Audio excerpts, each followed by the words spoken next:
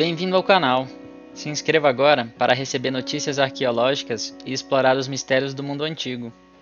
Quando se fala de petroglifos ou pinturas rupestres, não importa em que direção você olhe ou em que país você procure, você sempre encontrará certos símbolos inscritos em pedras por todo o mundo. O mais famoso deles é esse.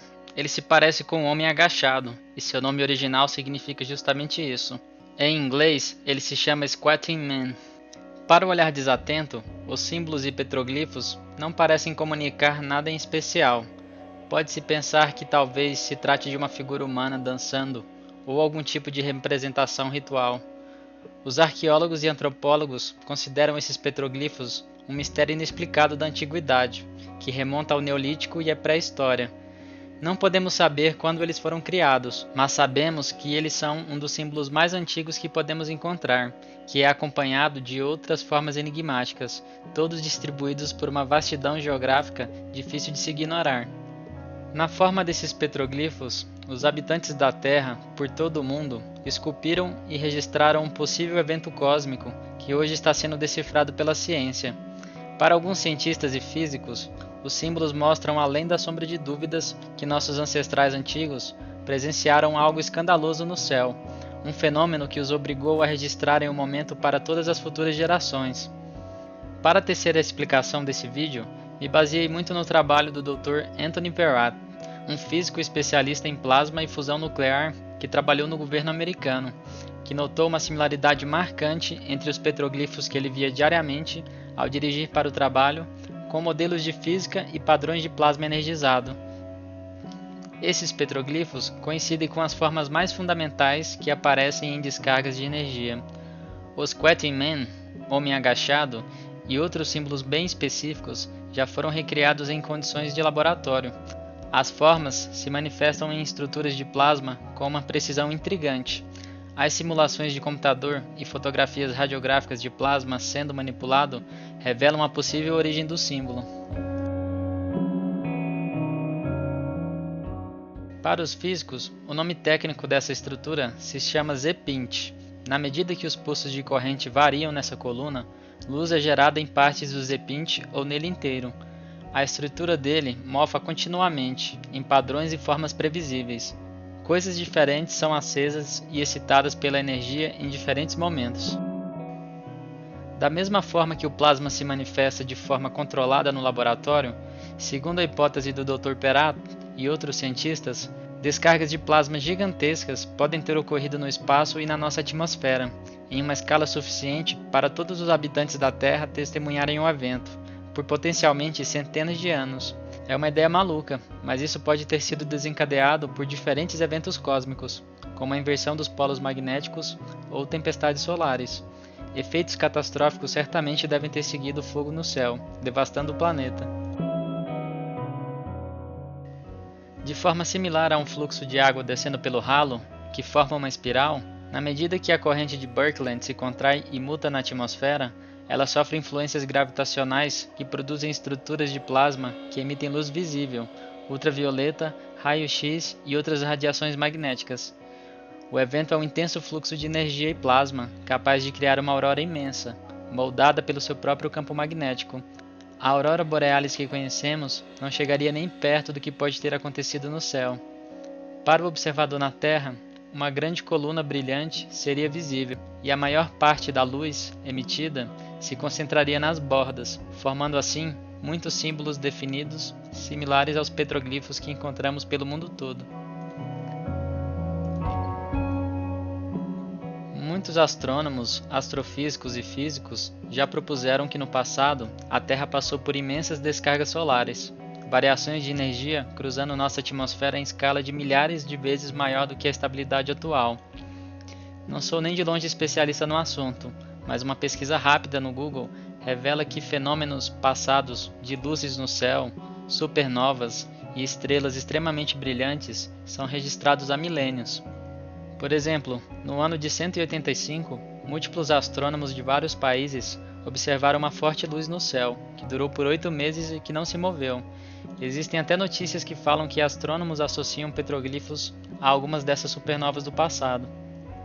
Talvez a ideia de uma origem cosmológica para o Squatting Man, o homem agachado, não seja tão distante assim.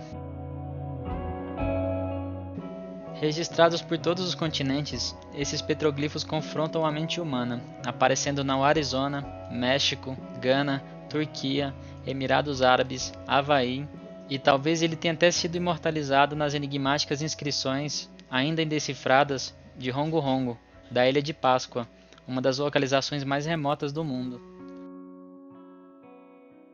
A incompreensão humana de eventos globais de plasma pode ter muito bem dado origem às religiões arcaicas, que incorporam elementos astronômicos em sua cosmologia, deuses e cultura. Os povos antigos todos falam de guerras no céu, de aparentemente uma escala planetária. O drama celestial teria superado qualquer coisa que podemos imaginar. O céu teria se enchido de plasma, eletricidade, nuvens luminosas e rios de fogo. Não podemos ignorar que todos os povos antigos eram obcecados pelo céu, e basicamente todos mantiveram registros de planetas, constelações, cometas, além de calendários e modelos precisos do céu. Confira meu vídeo sobre Atlantis. O mecanismo de Antiquífera é um exemplo. Entre os registros e lendas antigas de povos por todo o mundo, acontecimentos extravagantes nos céus são uma universal. Pesquisadores modernos, obviamente, não dão muita credibilidade a essas histórias e consideram muitos desses registros como não confiáveis, pois existem muitas inconsistências que demonstram a imprecisão dos relatos. Além disso, a ideia parece muito improvável, e o senso comum de hoje em dia acredita que o céu do passado era exatamente como o nosso dos dias de hoje. Será mesmo que ele ficará assim para sempre? Eu pessoalmente tenho tido a impressão que o sol não é mais tão amarelo quanto no passado. Será apenas a minha imaginação? O Dr. Anthony Perrat insiste que as representações são precisas com o que pode ter acontecido no céu na pré-história. Ele demonstra isso com suas imagens radiográficas. Esse tipo de petroglifo é comumente encontrado em áreas montanhosas, que poderiam ter sido utilizadas como abrigo durante as descargas de plasma da aurora. Além disso, segundo a pesquisa de Perrat, os petroglifos costumam estar quase sempre em localizações onde o observador teria uma visão privilegiada do sul magnético. Para ele, o que pode ter acontecido é que o centro da coluna de plasma no espaço se manifestou na região sul do planeta, gerando energia e radiação extremamente brilhante. Perrat diz que essas formas e símbolos só são encontradas em localizações com algum tipo de obstrução natural, como montanhas, colinas, cavernas ou pedras grandes que teriam sido utilizadas como proteção pelos artistas. O maior sítio com esses petroglifos existe na região dos Alpes, na Itália. Ele exibe bem essas características de orientação com o sul magnético. O sítio com os petroglifos parecem sempre seguir a mesma configuração, de alinhamento com o sul, junto com algum tipo de proteção ou obstrução contra a luz direta que teria sido emitida no sul magnético. A tribo Dogon, da Etiópia, até os dias de hoje performa rituais e preserva a figura do Squatting Man, que eles consideram sacrossanta. Os raios-x e simulações do Z-Pinch é realmente muito semelhante à figura, especialmente as versões com círculos entre os braços.